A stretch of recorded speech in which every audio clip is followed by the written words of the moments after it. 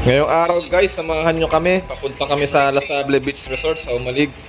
Bali, nandito kami sa van mula Manila hanggang dito sa Port Real. 4 hours ang biyahe. Yan si Kuya Driver. At eto, baba na tayo dito sa van.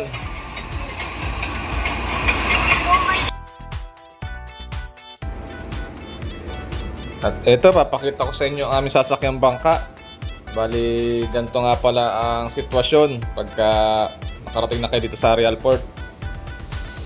At minsan mahirap ang biyahe, tsaka malit ang bangka na masasakyan ninyo. Pero may mga malalaking bangka na talagang maganda ang biyahe. At ito na timing lang kami sa maliit. Pero makakarating din naman na maayos yan at sulit sa pupuntahan. At sa mga di nakakaalam, ang pamasahe nga pala sa bangka papuntang Humalig ay 500.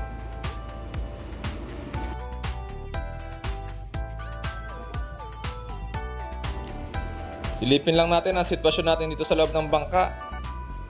Yan sa baba, mga nakaupo ang pasahero, tsaka may mga life jacket din naman.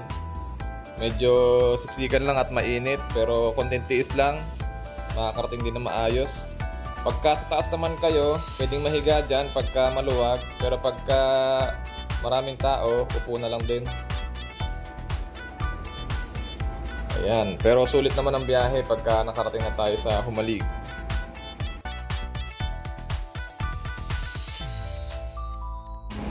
At ayun, nakaalis na rin ang bangka. Goodbye Real Port. Matapos ang ilang oras na paghihintay. So let's go. Tuloy-tuloy na ang biyahe.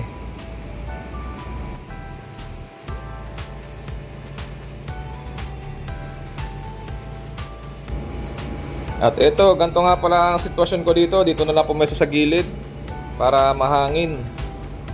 At syempre kahit mahirap ang lagay, kailangan din natin mag-relax, tsaka syempre kukuyakoy din tayo para relax lang. At ito, natatanaw na namin ang Humalig. Excited na bumaba ang mga pasahero at mga turista. Mga nagsitayuan na, gusto nang bumaba agad. Kahit na tumatakbo pa ang bangka. Napakaganda talaga dito guys.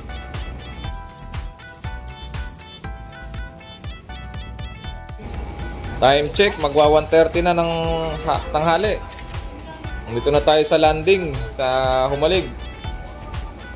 At ito, nagbaba ng mga pasahero, napakarami, kaya pala siksikan. Pero syempre, sulit na rin ang biyahe. Nasa 4 hours ang biyahe. Book ka na ng joyride. Mabilis naman yung bangka na sakyan namin.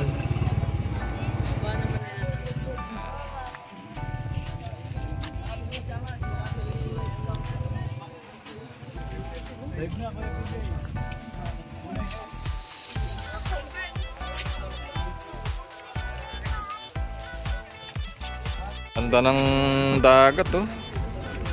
Kita yung ilalim. Linaw.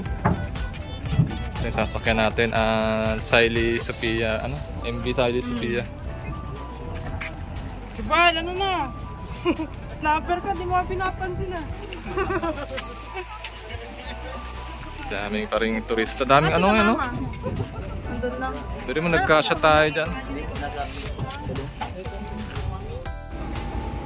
Bali, nakasakay na kami dito ngayon sa MV Saili Sophia boat. Yan, ganyan ang pagka-travel ng motor pagka meron kayong dala.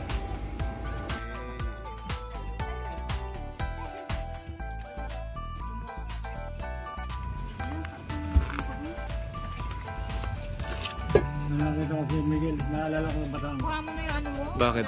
Hindi, ang ganda ng lalaki mo na. Ganyan ka pala? Ang ganda ng lalaki ng araw.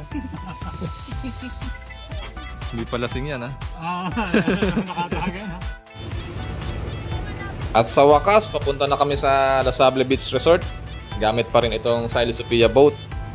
At ito, ang dami namin kasama, tsaka ang dami namin gamit na dala. Kaya nagbangka kami papunta sa resort. Pwede rin naman maghabal kung kaunti lang gamit nyo, tsaka kaunti lang din kayo. Mula sa landing port, mabilis at saglit na rin ang biyahe mula dito sa beach, sa resort. Ayun, karating na rin. Si Lola, tsaka si Tita May. Pero hindi pa kami kaya ka. Yan, nakarating na rin sa Lasable. Ano dito, urong pa? Ayan, bababa ng mga pasahero ng MV Silo Sophia. Nahirapan dumaong gawa ng low tide.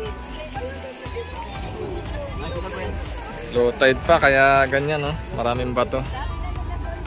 Daming gamit. Yan, pasok na tayo sa Lasable. At sa wakas, nakalapag na rin dito sa Lasable Beach Resort. Napakaganda talaga at napaka-relax. Tingnan nyo naman yung tanawin na madadatnan nyo.